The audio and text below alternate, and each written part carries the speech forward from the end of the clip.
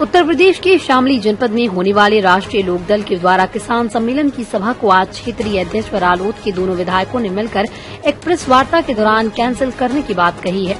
तो मैं ही राष्ट्रीय लोकदल के विधायकों और क्षेत्रीय अध्यक्ष ने किसान सम्मेलन के नाम से होने वाले राष्ट्रीय लोकदल के सभा को कैंसिल करने के पीछे बीजेपी की साजिश बताई। उन्होंने जनपद में प्रोग्राम में आने वाले राज्यपाल की सूचना के बाद धारा 144 लगाने का आरोप जिलाधिकारी पर मढ़ा। आपको बता दें कि मामला शामली जनपद में 3 अक्टूबर को होने वाले राष्ट्रीय लोकदल की किसान सम्मेलन सभा का है। इसको लेकर राष्ट्रीय लोकदल स्थानीय दोनों विधायक और कार्यकर्ता सभी मिलकर सभा को सफल बनाने के लिए बहुत ज्यादा से ज्यादा निकले गांव पर गांव कार्य में लगे हुए थे। लेकिन आज उन्होंने प्रेस वार्ता करते हुए बताया कि जनपद में धारा 144 लगा दी गई, जिसकी वजह से 3 अक्टूबर को होने वाली सभा जिसमें राष्ट्रीय लोकदल के राष्ट्रीय अध्यक्ष राज्यपाल सतपाल मलिक आने थे।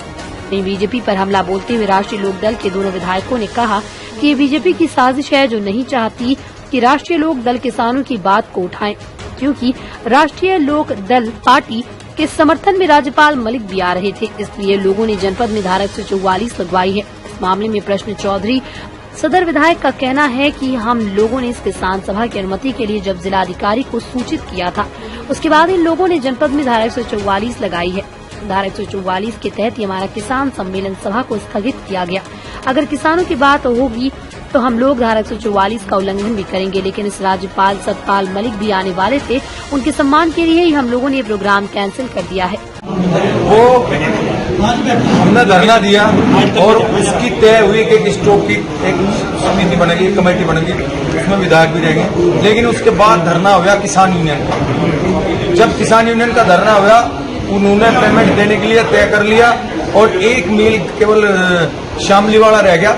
उसके बाद इस विषय पर ज्यादा चर्चा नहीं करी गई, जब टोटल पेमेंट 25 तारीख से पहले का करने का वादा हुआ। आप जनप्रतिनिधि हैं, आपने जनता से ही वादा किया था कि स्टॉक चेक किया जाएगा, लेकिन आप अपने वादे से मुकर गए। नहीं, वादे से नहीं मुकरे। जब उन्होंने पेमेंट 3 मिलों की बात की वो, और जब उन्होंने पेमेंट का तय कर लिया, शेड्यूल दे दिया 31 अक्टूबर तक का, फिर उसका कोई औचित्य नहीं रह जाता। नहीं, जांच से ये तो पता चल सकता है औचित्य नहीं रह जाता। हमने वो जो शेड्यूल बना था वो केवल पेमेंट की है। जब पेमेंट का शेड्यूल उन्होंने तय कर दिया तो फिर हमारा हक नहीं था।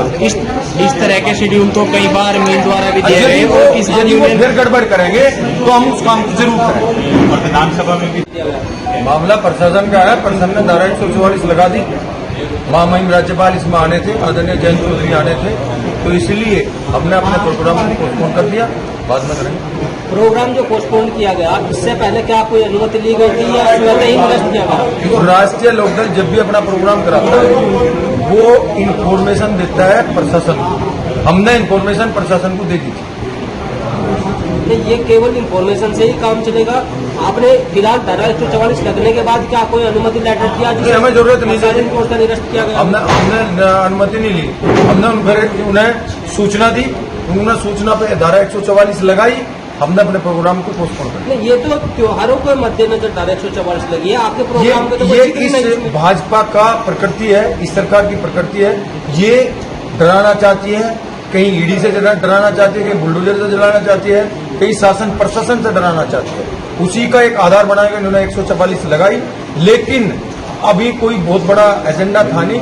किसान पंचायत एक नॉर्मल तरीके से होनी थी, जिसमें महामहिम राज्यपाल आने थे और आदरणीय जयंत चौधरी आने थे। जब कोई इस टाइप का एजेंडा होगा तो हम उसे करेंगे। आप डराने की बात कर रहे हैं, सीबीआई, ईडी, ये तो बड़ी एजेंसी होगी, लेकिन धारा 144 तो एक एक्ट है। क्या आप लोग उससे डर गए हैं? हमारा कोई, हम डरने वाले नहीं, हम वैसे प्रोग्राम करेंगे। लेकिन महामहिम राज्यपाल जब आ रहे हैं वो किसी संवैधानिक पद पे है, इसलिए हमने प्रोग्राम को वापसी करा। मलिक साहब ने कहा कि जो लोकदल के अध्यक्ष हैं जयंत चौधरी, वो मेरे पास आए थे और मैंने कहा था मैं कोई राजनीतिक मंच साझा नहीं करूंगा। तो क्या उनकी तरफ से प्रोग्राम में कोई तब्दीली की गई? नहीं, ऐसा कोई मामला नहीं, कोई बात नहीं।